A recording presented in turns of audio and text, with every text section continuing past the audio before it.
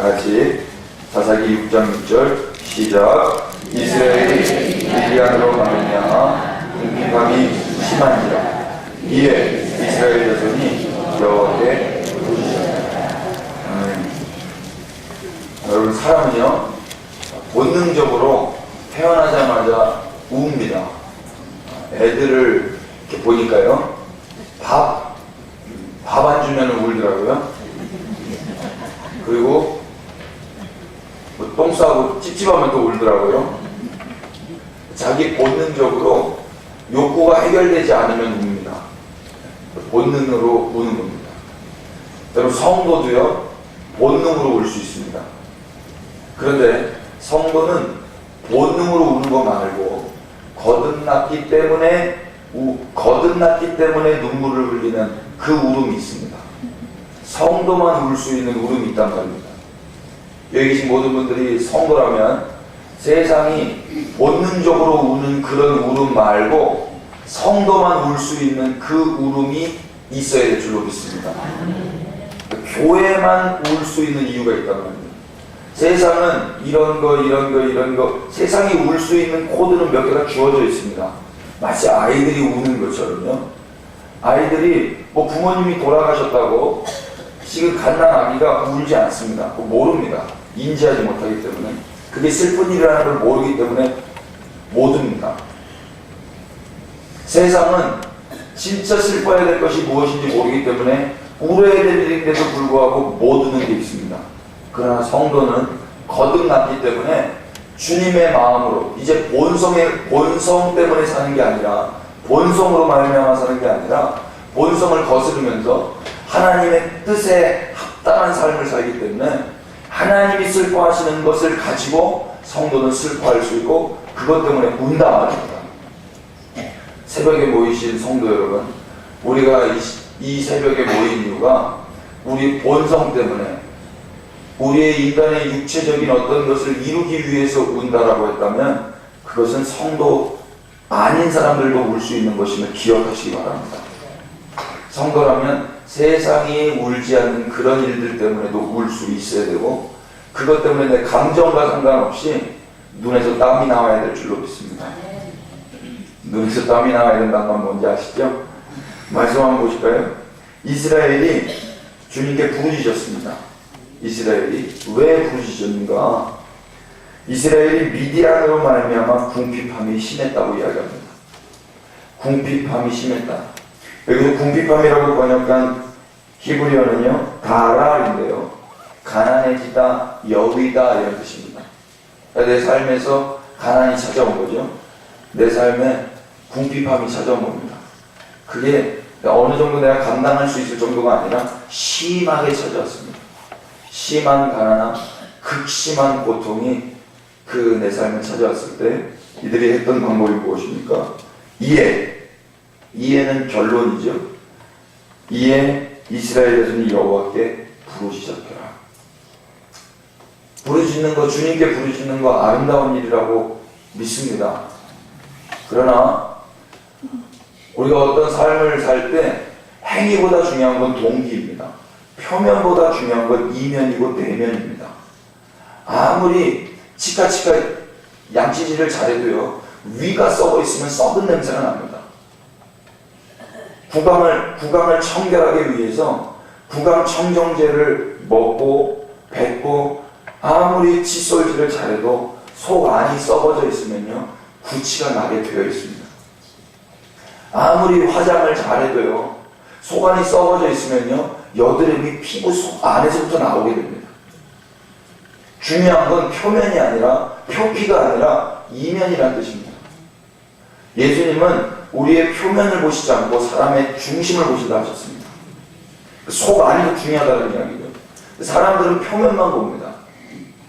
저 사람이 부르짖고 있으면 와, 저 사람 신앙생활 잘하네, 기도 열심히 하는 사람이네, 이렇게 사람은 평가할 수 있지만 그 속 안의 중심이 무엇인지, 왜 부르짖고 있는지, 왜 기도하고 울고 있는지 그 중심이 하나님 뜻에 합당하지 않은 거라면요 야단맞을 수도 있습니다.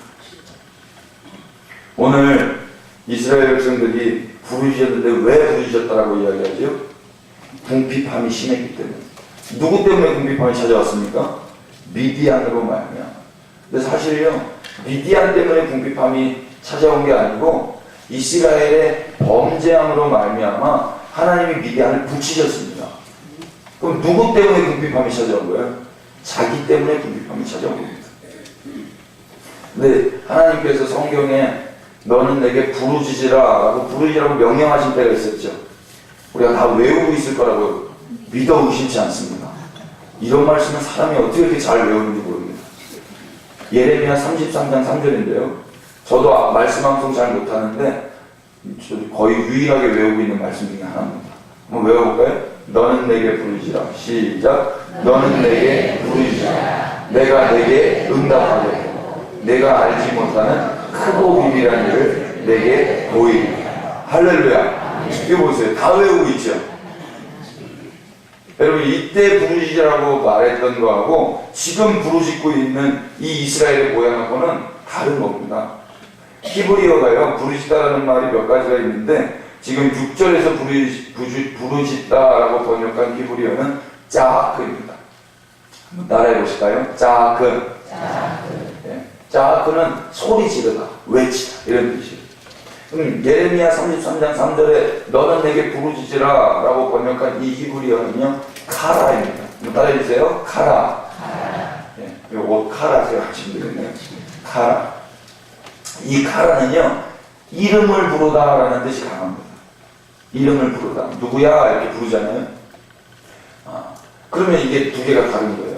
그러니까 본능적으로 와 이렇게 부르짖을 때 있죠. 깜짝 놀라서 소리 지를 때 있죠. 외칠 때 있죠. 이게 짜하크라고 한다면 하나님께서 예레미야 33장 3절에서 말씀하신 부르짖으라는 이름을 부르라는 뜻에 더 가까운 겁니다. 그러니까 나의 아들들아, 나의 이스라엘아, 나의 자녀, 나의 백성아, 내 이름을 불러라. 예레미야야, 네가 지금 시위대 뜰 안에 갇혀져 있지만 너는 그 갇혀져 있는 가운데서도 내 이름을 부르라. 그러면 내가 은밀하고 비밀하게 네가 알지도 못하는 일로 인해서 너와 너의 민족, 나의 민족을, 나의 아들들을 살려낼 것이다. 이게 예레미야 33장 3절이에요.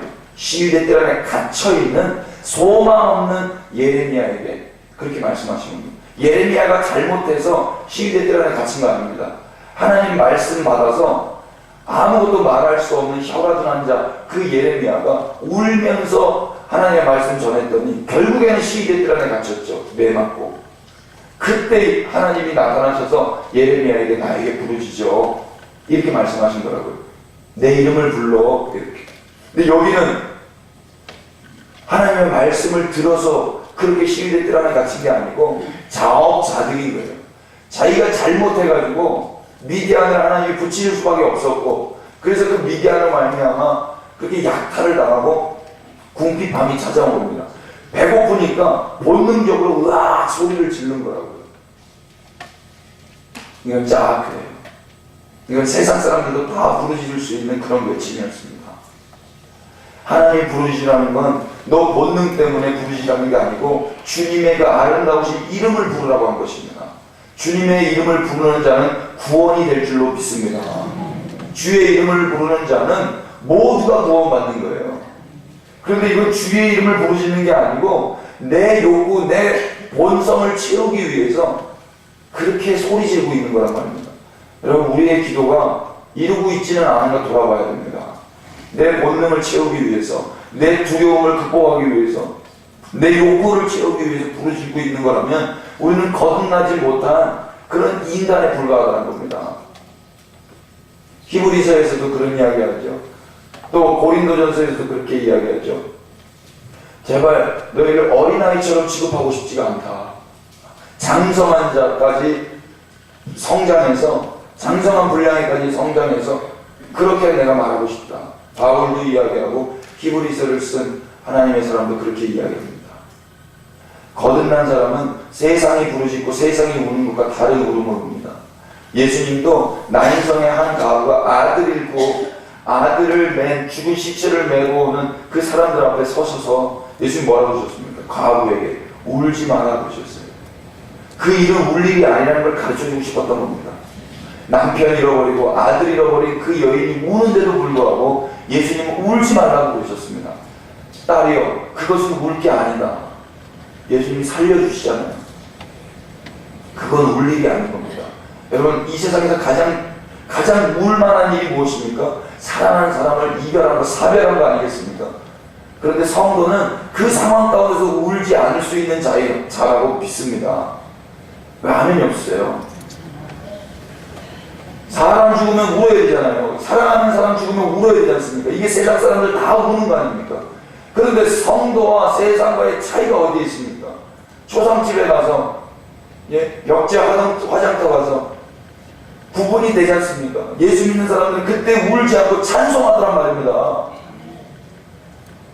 죽음은 끝이 아니라 잠자는 것이고 하나님 품에 영원히 안기는 그 관문이기 때문에 오히려 하늘문이 열린 것을 보면서 주님 품 안에 안긴 것을 보면서 기뻐하더란 말입니다. 성도는 그 상황에서도 찬송할 수 있는 줄 믿으시기 바랍니다. 예수님도 그러셨잖아요. 십자가 지고 가는데 그 여인네들이 울고 있으니까 날 위해 울지 말라 그러시잖아요. 너희 자신을 위해서 울라 그러시잖아요. 너희 자신을 위해서 울라. 이거는 울 일이 아니다라는 거예요. 십자가에 이 좁은 길 걸어가는 그 삶은 울 일이 아닌 줄 믿으시기 바랍니다. 진짜 십자가의 삶을 걸어가는 게 영광스러운 삶이죠. 그런 삶이 없어서 부끄러운 거죠. 창피한 거죠. 이스라엘은요, 지금 자신의 죄로 말미암아 하나님의 미디안을 붙이셨어요. 그리고 그것 때문에 궁핍함이 찾아왔습니다. 그런데 이들은 아직 자신들이 왜 이런 삶을 당하는지 모르고 본능적으로 부르짖었어요. 배고프다, 힘들다, 죽겠다. 그랬더니요, 하나님이 뭐라고 하십니까? 그래, 내가 너희를 위로해 줄게 이러십니까? 8절 보십시오. 본능적으로 부르짖을 때 하나님이 어떻게 반응하시는가? 8절부터 10절까지인데요. 우리 다같이 차근차근 말씀 한번 읽어보도록 하겠습니다. 시작.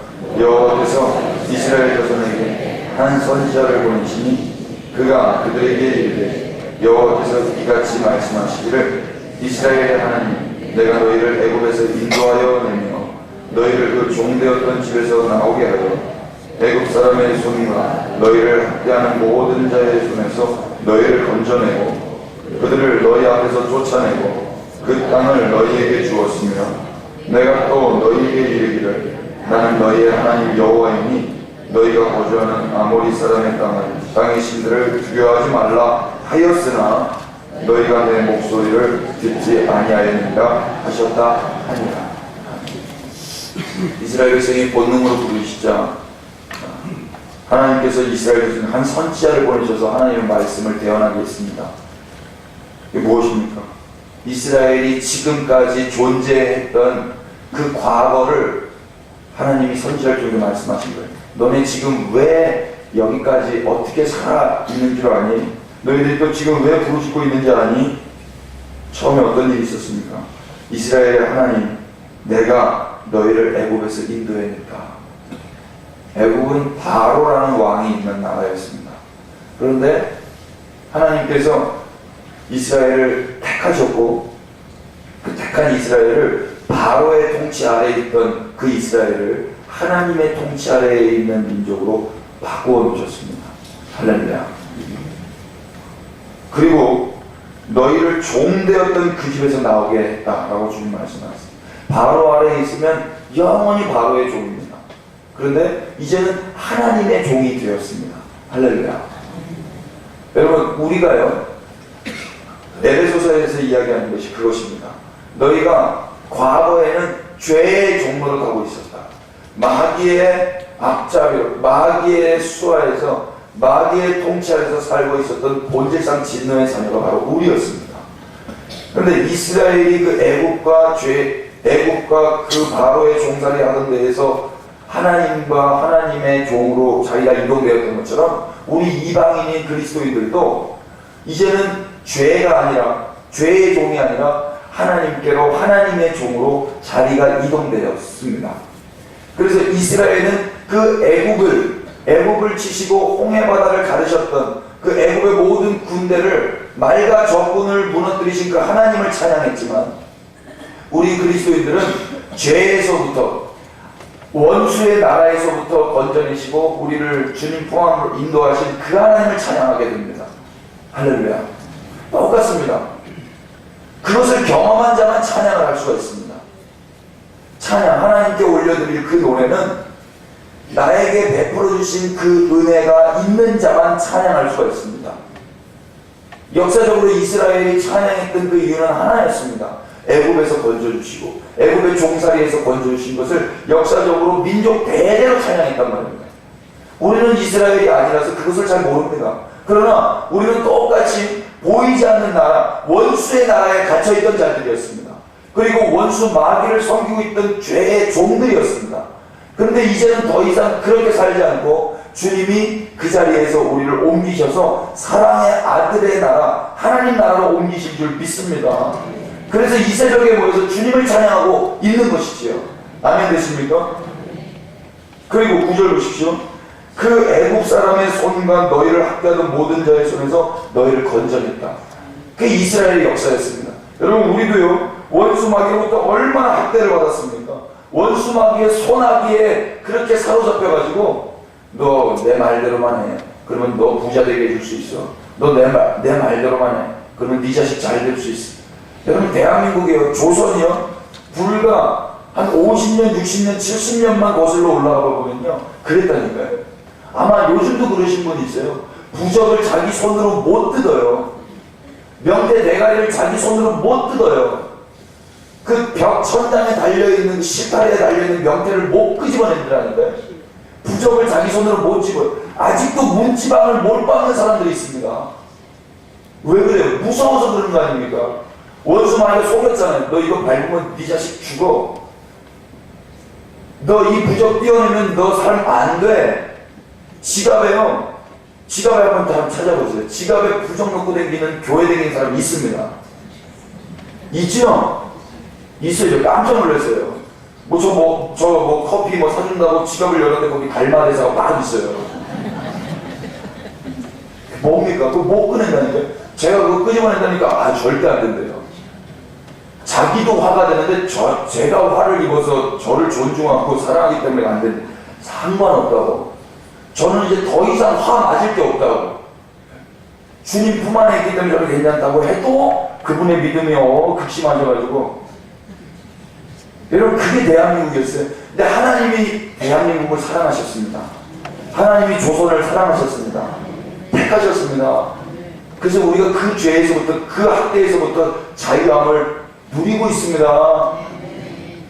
하나님이 그렇게 베풀어 주셨다고요. 또 뭐라고 그럽니까?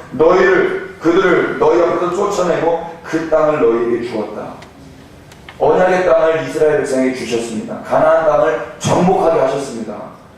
하나님 동일하게 우리에게, 그리스도인들에게 이제 내가 밟는 모든 땅을 너에게 주리라. 아멘입니까? 그 땅을 정복하는데 사랑으로 정복하는 겁니다. 예수 이름으로 정복하는 겁니다. 그 땅은 우리 땅입니다. 모포 땅들을 밟을 때마다 그 땅은 우리 하나님의 나라가 될 줄로 믿습니다. 이미 하나님의 나라인데 원수에게 다 탈취됐다고요. 좋은 거는 원수마귀가 다 뺏어갔어요. 요한계시록 좋은 겁니까? 좋은 겁니까? 요한계시록 나쁜 겁니까?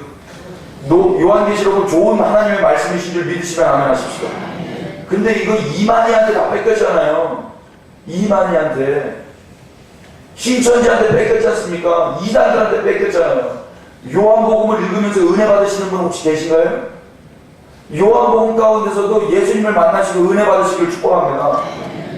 어떤 강사가 아니라, 어떤 교주가 아니라 요한계시록을 개인적으로 읽으시면서도 은혜 받으셔야 되는데, 불과 한 10년 전, 20년 전 어떤 이야기 들었냐면, 요한복음은 아무나 읽으면 안 돼. 요한계시록은 아무나 읽으면 안 돼. 큰일 나는 책이야. 이런 이야기 저만 들었습니까? 요한계시록 읽고 있으면은요, 더 불안한 이야기가 들었어요. 잘못 해석하면 안 돼. 이러면서요. 속은 거예요. 속은 거. 다락방. 다락방이라는 단어 좋은 단어잖아요. 마가 다락방. 이 단어도 원수에게 빼앗겼습니다. 증인이라는 단어 좋은 단어예요? 좋은 단어예요? 좋은 단어, 심장이 뛰는 단어입니다. 우리 다 예수 그리스도의 증인인 줄 믿습니다. 여호와의 증인한테 뺏겼잖아요. 그런 말 못해요 이제. 내 여호와의 증인인 줄 알까봐. 마귀는요 어떻게 알고 그렇게 다 뺏어요. 파수꾼.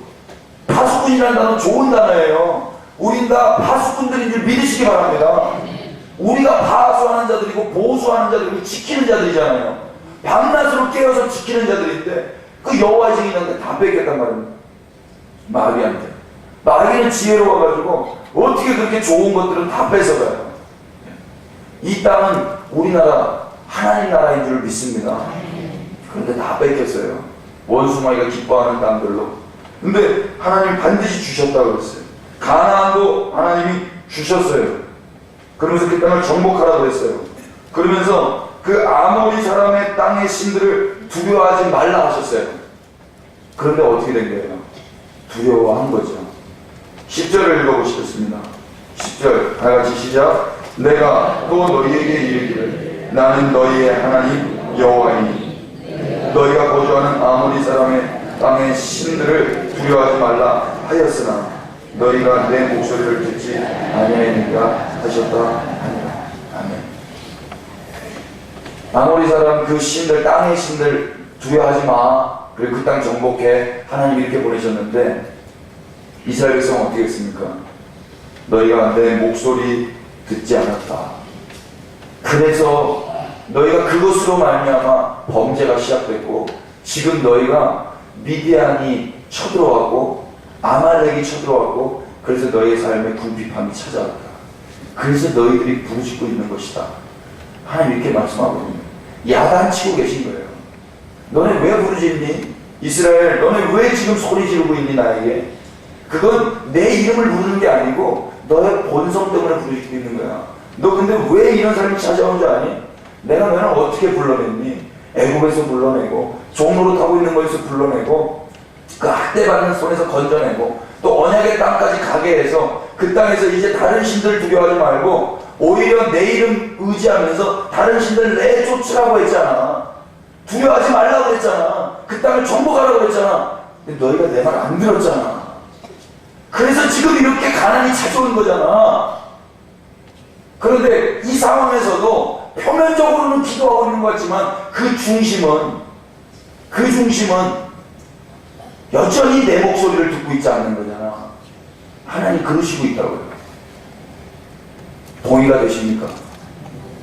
여러분 우리의 기도가 우리 본성에 이끌려서 하고 있는 거라면요 세상 사람도 다 부르실 수 있어요. 아이고 아이고 아이고. 세상 사람들이 힘들면요 뭐 주여 비슷한 거 해요. 아이고 아이고 두야 아이고 두야. 어렸을 때 뭐 아이고 두야가 무슨 말인지 몰랐는데 교회 오니까 아이고 주여 주여 비슷해요. 그러니까 한풀이 하고 있는 겁니다. 한풀이. 여러분 우리의 기도가 한풀이 되지 않기를 축복합니다. 그러면 우리는 무엇 때문에 부르셔야 되는 거예요?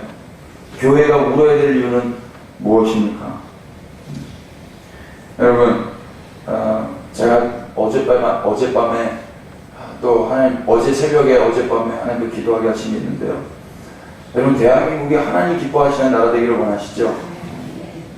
그런데 정말 빠른 시간 안에요 대한민국이 정말 하나님 싫어하는 짓만 골라서 하고 있습니다.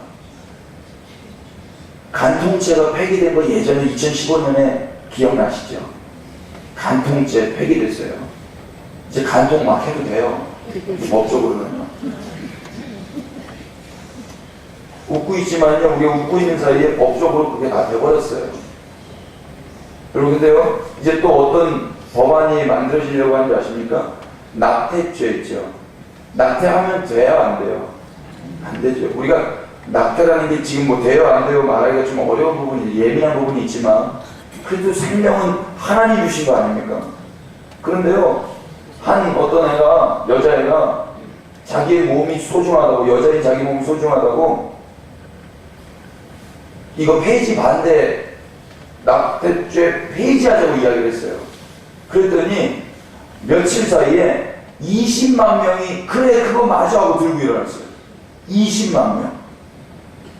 청와대에 20만 명 이상이 청원을 하잖아요. 그러면은 청와대의 어르신들이 그거에 대해서 답변을 해주고 고민을 하셔야 돼요. 그런데 짧은 시간, 며칠 사이에 그래 맞지, 납치 죄 아니지, 왜 여자만 죄야? 왜 1년 이하의 징역과 200만 원 이상의 벌금을 내야 돼? 이러면서 일어났다고요. 그럼 만약에 이 납치죄 폐지가 되면은요, 애 막 지워도 됩니다. 애 막 지워도 돼요. 몰랐는데요, 여러분. 우리나라는요, 허용되는 낙태가 있어요. 허용되는 낙태. 어떤 낙태냐면은요, 속 안에서부터 유전적으로 아픈 아이들 있죠. 그 아이들은 이미 허용이 되어 있어요. 이미. 정신적으로, 신체적으로. 또 강간이나 준강간에 의해서 원치 않은 임신을 당하신 여성들 있죠. 그런 것들은 이미 허용이 되어 있어요. 또 근친상간에 의해서 나타난 그런 임신들, 그런 건 이미 허용이 되어 있단 말입니다. 이미 허용이 되어 있는데 낙태 죄를 폐지하라는 말은 그럼 뭐 때문에 낙태를 폐지하라는 말이에요? 인간의 쾌감을 위해서 인간의 성적 욕구는 해결하되 애는 낳고 싶지 않다라는 사람들 때문에 낙태죄가 폐기된다면 이 세상이 어떻게 되겠습니까? 하나님 두려운 줄 모르고 세상이 그렇게 끌려가고 있는 거예요. 20년 뒤에는요, 우리 애들이요, 야, 생명구고 뭐 죽여도 되는 거 아니야? 이 말 나옵니다. 뱃속에 있는 아이 이제 고민하지 않고요, 이게 법안으로 만들기 시작하면 이런 말 할 수도 있는 나라가 온단 말입니다, 여러분. 여러분, 이것 때문에 물어야 되지 않겠습니까? 여러분, 이런 세상이 오기를 원하십니까? 예수님이 이런 세상 오기를 기대하고 계실 것 같습니까? 우리의 배고픔이 더 중요합니까? 아니면 하나님 기뻐하시는 나라가 더 중요합니까? 여러분, 우리는 뭐 때문에 울고 있냔 말이에요, 지금요. 여러분, 동성애가요, 뭐 마찬가지죠. 동성애가 로마서 보면은요, 인간의 탐심이 극에 달하자, 인간의 그 정욕이 극에 달하자 영리로 쓴다고 그러잖아요. 순리로 돼야 될 것들이 영리로 되면서 남자가 남자를, 여자가 여자를 흠모하는 거 아닙니까? 하나님의 영광을 그렇게 바꿔버리잖아요. 썩어져 버릴 것들로. 인간이 그런 거고, 예수님을 만난 사람, 하나님을 만난 사람은요, 온 세상이 아름답고 주님의 순결하심과 주님의 영광을 온 세계 만상에서 보지 않습니까? 오늘도 예배 끝나고 바깥으로 나갈 때 우리는 주님의 얼굴을 세상 가운데서 보게 될 줄로 믿습니다. 그 영광, 온 세상 안에 숨겨져 있는 하나님의 영광, 그 영광을 보는데 어떻게 우리가 하나님 기뻐하지 않는 일을 그렇게 버젓이 할 수 있단 말입니까? 이미 미국에서는 그렇게 시작되고 우리나라도 시작되고, 아침에는 남자인데 저녁에는 여자가 될 수도 있어요. 그 화장실을 만들 때 남자, 여자, 그리고 가운데도 만들어야 돼요. 근데 가운데도 가운데인데 아침에는 조금 가운데, 점심에는 더 가운데, 저녁에는 더 많이 가운데, 뭐 이런 성의 이런 스펙트럼이 점점 넓어지는 사람들이 생긴단 말입니다. 몸은 남자인데 마음이 여자이기 때문에 자기는 여자 화장실을 들어가야 된다는 사람이 있기 때문에 남자의 옷을 입고 남성의 모습을 다하고 있고도 여자 화장실을 들어가서 볼일을 볼 수도 있는 세상을 만들어달라고 이야기하는 겁니다. 울어야 되지 않겠습니까? 웃을 일이 아니고 울어야 될 일이잖아요. 본성 때문에 내가 그런 미래의 살 내가 두려워서가 아니고 하나님이 마음 아파하시는 그 주님의 얼굴이 보여지기 때문에 함께 주님의 이름을 부르면서 부르셔야 되지 않겠냔 말입니다. 여러분, 중국에서요, 어떤 일이 있었는지 아십니까? 중국 남동쪽에 그때 가난하게 사는 크리스천들이 수천 명이 살고 있는데 중국 관리들이 얼마 전에 있었던 이야기예요. 제가 어저께 읽은 기사예요. 중국 관리들이 그 크리스천들에게, 그 무리지어 사는 크리스천들에게 뭐라고 이야기했냐면, 당신들 질병과 가난에서 벗어나고 싶으면 그 예수 초상화 띄고 시진핑의 초상화를 걸어. 예수 초상화 띄어내고 시진핑의 초상화를 걸어. 이렇게 말했어요. 강요했어요. 여러분, 이런 공산주의가 중국입니다. 모택동이 부활했습니다. 김일성이 부활했습니다. 지금도 북한은 그러고 있죠. 애기들이 태어나자마자 응애 하자마자 가리키는 게 어버이 김일성 수령님의 영광입니다. 내 목숨은 죽어도 김일성, 김정일이 걸려져 있는 그 초상화는 그 불타고 있는 집에 들어가서 뛰어와야 되는 거예요. 내 몸이 불타고 있는 집에 다 가재되고 다 불타도 김일성, 김정일의 초상화는 뛰어와야 되는 나라가 북한입니다. 여기서 500km만 가면 있는 나라입니다. 우리랑 똑같은 말을 써요. 우리랑 똑같은 말. 거기서 이제 못 살겠다고 국군이 하나 우리나라로 넘어왔죠. 그런데 한국의 의원님은 그분의 인권을 존중해줘야 된다고 그분 안에 회충이 얼마나 있는지를 드러내면 안 된다고 말씀하셨다고 해요. 진짜 그의 인권을 존중하는 대한민국 국회의원이라면 진짜 사람답게 살 수 있도록 북한이 통일될 수 있도록 말해야 되지 않겠습니까? 기생충 없는 나라에서 여러분 기생충 있는 분 계세요 여기요? 아무리 가난해도요 대한민국은 기생충 없어요 이제요. 왜 그렇습니까? 하나님이 은혜를 주셨기 때문이라고 저는 믿습니다. 불과 수십 년 전만 해도요 대한민국 기생충 이자고 그랬다 그러잖아요. 이자고 그랬다 그러잖아요. 저도 어렸을 때 맨날 학교에서 똥 받아오라고 그랬어요. 대명검사 했단 말입니다. 그래서 친구 거 떠가고 막 이러기도 했고 엄마 거 뛰어가고 그러기도 했고 그랬던 나라가 이제는 웃으면서 이야기할 수 있잖아요. 왜 그렇습니까? 하나님이 보호했었는지 믿습니다. 그런데 지금도 여전히 중국, 북한은 그러고 있는데 지금 대한민국이 누구랑 친하고 있습니까? 중국하고 친해지고 있잖아요. 머지않아 장래에요. 계속 이렇게 가면은요 대한민국 공사가 됩니다 여러분.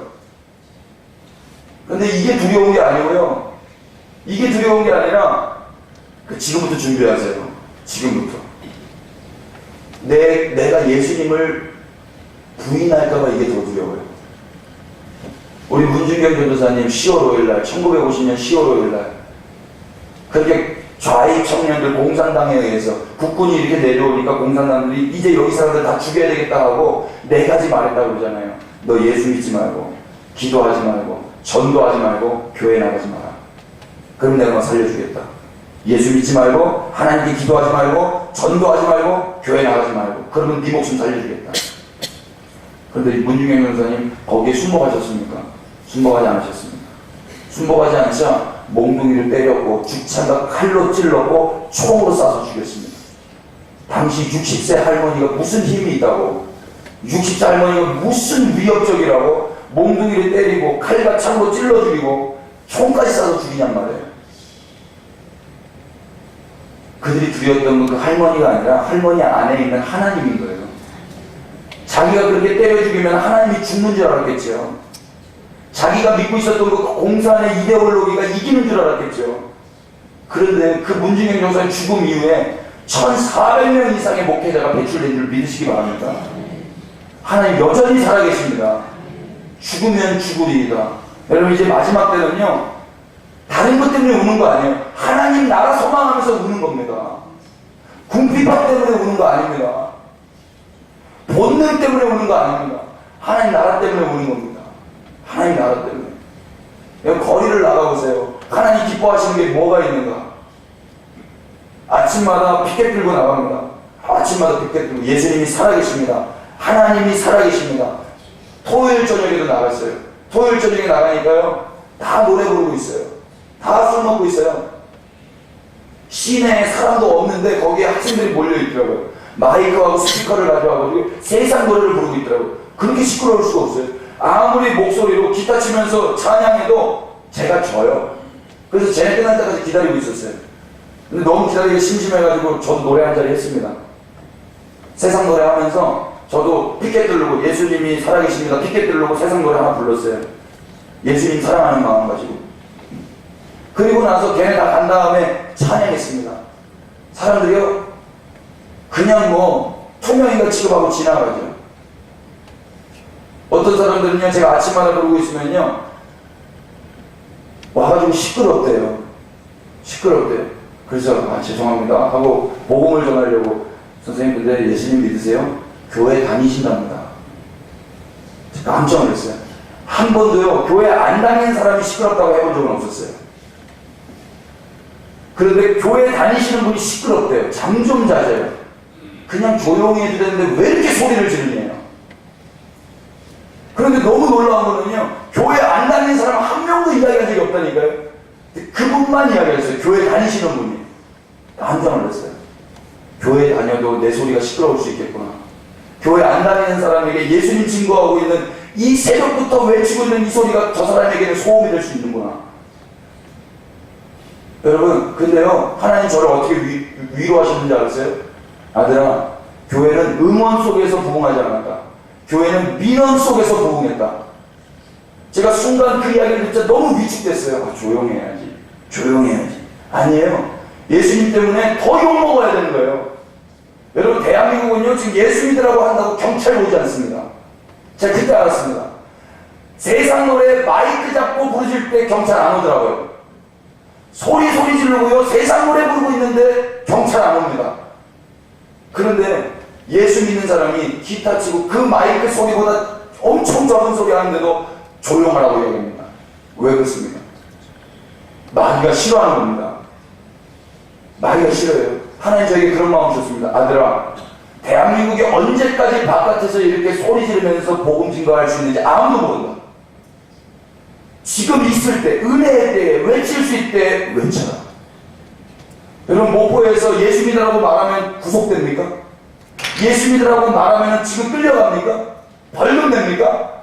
안 그러는데 왜 말 못하냐고요? 왜 이것 때문에 소리 지르지 못하냐고요? 왜 부르짖지 못하냐고요? 거리에 다니면서 왜 할렐루야 외치지 못합니까? 이러다가 대한민국이 진짜로 제도적으로 진짜로 그렇게 구속되고 벌금 내고 끌려가는 세상이 오면 어쩌시렵니까? 그 세상 옵니다, 여러분. 그날을 준비하는 겁니다. 그날이 온다 할지라도 사랑하는 주님의 이름 부르는 게 성도인 줄 믿습니다.